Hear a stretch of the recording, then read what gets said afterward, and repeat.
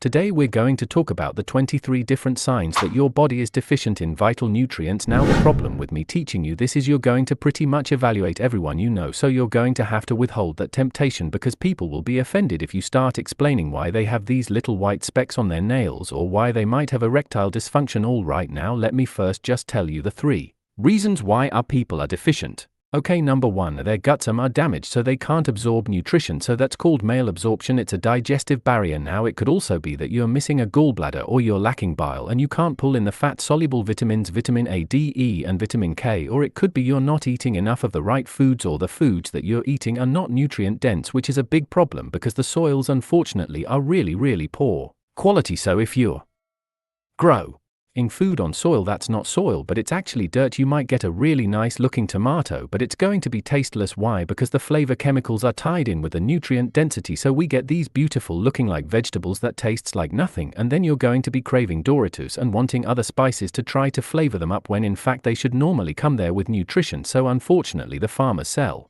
these products based on weight and volume, not nutrient-dense type foods. And then the third way that you become deficient is consuming refined foods and sugars that deplete you and rob you of nutrition. So let's just go through the list. Number 1, white spot on your nail. What does that mean? That is a zinc deficiency, but it's not really a zinc deficiency. It is consuming too much sugar that robs you of zinc. So if you look at your nail and you see this little white speck about halfway down the nail, you know about 3 months ago you had a lot of sugar or refined carbohydrate. Like let's say you had this huge birthday party and you ate the whole cake, and that depleted zinc from your body, creating that little white speck. So you have 2 options: you can stop eating sugar or you can take some zinc. All right, number 2, oily skin. This is usually a problem with the oil glands of your body is called sebaceous glands that make something called sebum, which is a type of oil, and that usually occurs when you have an imbalance with androgens. You're producing too many androgens, which is the male hormone, and so one really key nutrient to regulate androgens is zinc. Okay, so oily skin can be greatly improved if you start taking trace minerals, specifically zinc. Now if you're female and you have too many androgens, you may have something called polycystic ovarian syndrome, and in that case that's coming from too much insulin because the carbs are too high, and of course the combination of that sugar depleting zinc as well as lacking zinc and having an uncontrolled androgen situation. So with oily skin you just need to take some zinc, and you need to make sure that your sugar is not very high. So as you can see, zinc is involved with quite a few things. All right, number 3, cracking on the corners of your mouth right here or cracked back of your heels. Okay, so that is a vitamin B2 deficiency. It could also be a vitamin B3 deficiency, but it definitely involves the B vitamin. So the B vitamins are very important in preventing like these small fissures, okay, on your skin. And so if you have enough B2 or B3 you won't get them. Now you see a lot of people in the winter that get these fissures in their skin, and that normally comes because they don't have enough vitamin D because they not in the sun, and vitamin D feeds the microbes and your microbes make the B vitamin. So that is a connection between cracked corners of your mouth, which I used to have as a kid, and it could be very easily handled by taking vitamin D or vitamin B2 in the form of nutritional yeast. All right, next one is flaking skin. A lot of times you'll see that around the nose or even the forehead where the skin is kind of like a scaling flakiness.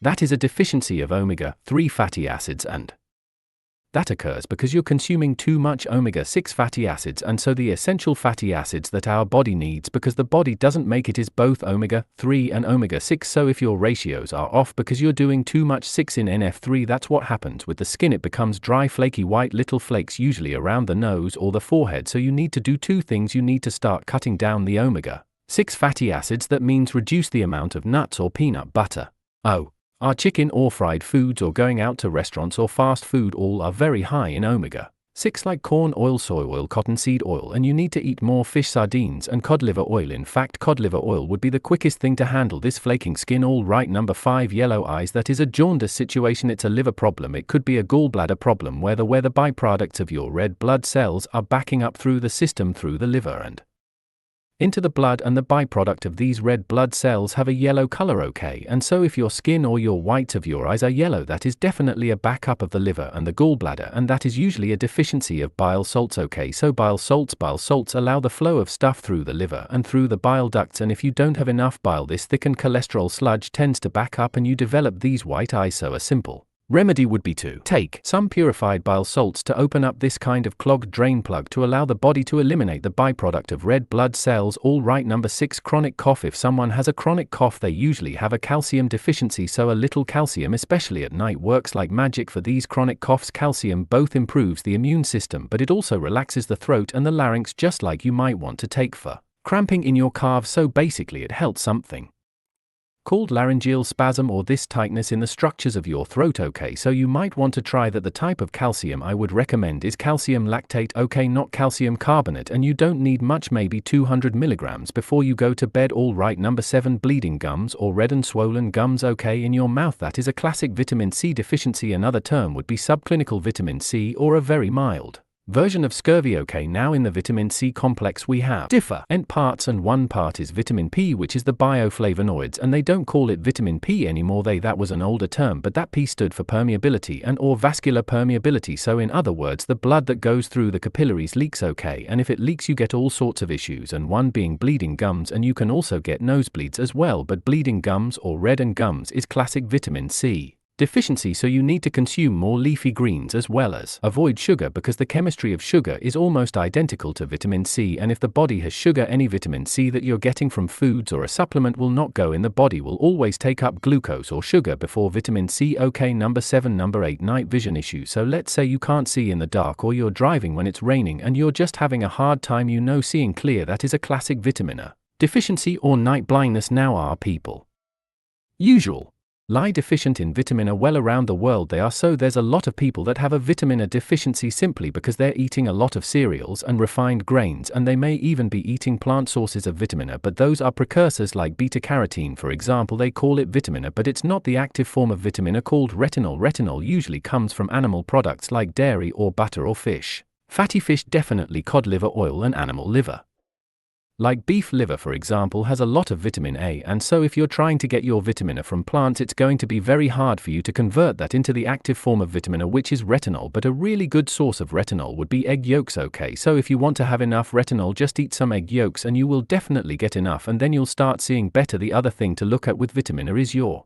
ability to absorb it, because maybe you don't have enough bile, or maybe your gallbladder is removed, or you have some liver issue because it's like fatty, for example, then you can't absorb vitamin A, because vitamin A is a fat-soluble vitamin. It could be one cause. All right, next one is chapped lips. The cause of chapped lips is the same cause as cracking in the corners of the mouth or on the heels. It's a vitamin B2 deficiency, and so what would create a B2 deficiency? It's either you're consuming too many refined grains that are depleting B2, because naturally the B vitamins, especially B2, are normally in grains, but basically when you refine them they get lost. So one really good thing would be to stop eating grains, any grains, and the second thing you want to do is start taking nutritional yeast. With nutritional yeast I would always get it unfortified. You'll get a complete spectrum of the B vitamins and you'll notice your skin much better. I mean, if you take a look at some of the B vitamin deficiencies like real severe deficiencies at conditions like pellagra, and with pellagra you have devastating effects on your skin, because B vitamins are not just about giving you energy, they're about helping you form a normal tissue so it's not too roughened or cracked, it's nice and soft. A lot of times people will start using chapstick or certain type of lotions or oils on their lips, but what they find is that maybe an hour later it's right back, if not worse, to being chapped, because sometimes they put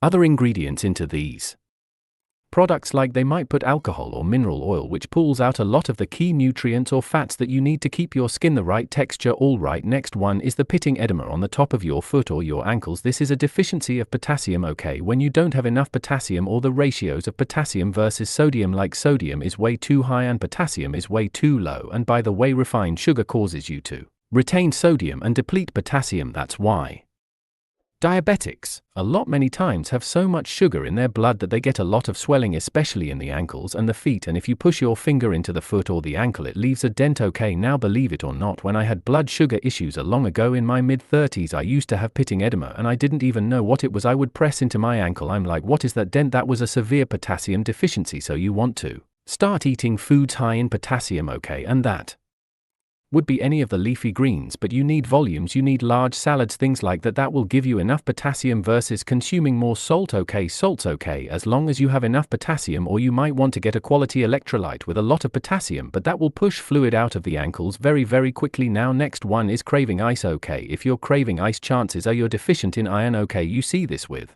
kids, sometimes you see this with females WHO are going through their menstruation where they're losing blood and iron and they're becoming anemic. They start eating more ice. They're trying to get iron, but unfortunately ice doesn't give you iron, so you end up still deficient. The best sources of the iron that you need is red meat. You can get it from liver, you can get it from eggs, and for some reason if you can't eat any of those products you can also get them in a supplement, but not an iron supplement. I would recommend a supplement that is either a grass-fed liver extract, or believe it or not there are spleen extract products that are loaded with iron. Okay, so that's one way to get it all right. Next one is angina, that's chest pain, so that is where the heart is cramping and your heart is having an attack, and usually it's referred down the left arm. That is a classic vitamin E deficiency. There's two things you need to know about vitamin E. What creates a deficiency usually is refined grains, okay, as in the breads, the pasta, the cereal, crackers, the biscuits. When you consume those products that normally have a good amount of vitamin E in it, but when they add chlorine to bleach it, they oxidize it and they kill all the vitamin E. When it sits on the shelf, all that vitamin E is lost, and then when you consume those products it creates a vitamin E deficiency. The most important tissue for vitamin E is the inside of your arteries, and if you don't have enough vitamin E you get a lot of rusting and oxidation and you start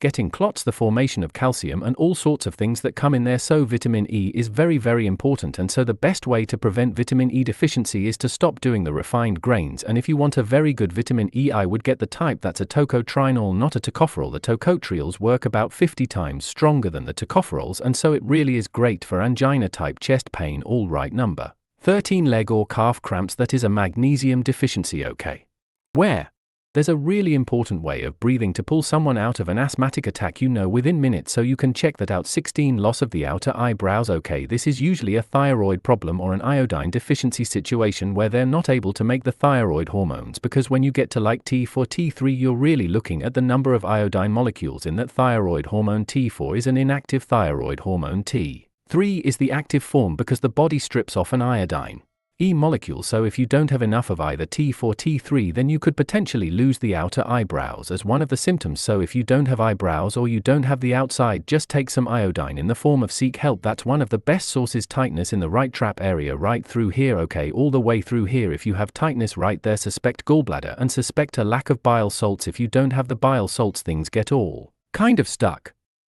Underneath the right rib cage there's a little nerve called the phrenic nerve that goes right up to the right side, and so if you take purified bile salts that thins the bile, allows the drainage. Okay, and all of a sudden your right trap feels loose and it feels better. Okay, I have additional information on that, I will share that in the description. But tightness in the right trap, 9 out of 10 times it's totally gallbladder related because you don't have enough bile and it's getting all stuck and jammed up. It's backing up into the system, showing up in your right trap. 18. Nightmares. One of the best ways to get rid of a nightmare is to take B1 nutritional yeast. There's this little thing in the brain called the amygdala which regulates the emotion of fear. Okay, so it's involved in this fear response, and so of course nightmares involve fear, and its function is very, very similar to what the adrenals are all about, which is like a stress gland, but it's mainly involving that emotion of fear. And there's receptors for thiamine, and if you take more B1 thiamine, boy does that just chill a person out and they feel better and they don't have nightmares anymore. So if your kids have nightmares, give them a little nutritional yeast. But the real question is, why are they deficient? Because they're consuming refined carbohydrates in the form of all the refined grains, the breads, the pasta, the cereal, the crackers, those things, as well as sugar, so you need to handle that as well. 19. Craving for salty chips at night. If your body is deficient in sodium, okay, you're going to crave salt, but if you're exercising a lot and sweating, the need for sodium goes up, and so one of the symptoms or signs of a salt deficiency or a sodium deficiency is craving for salt. Okay, so if you're craving for salt at night in the form of chips, the next day I would start to increase the amount of sea salt and not sodium chloride in your diet. Okay, so start beefing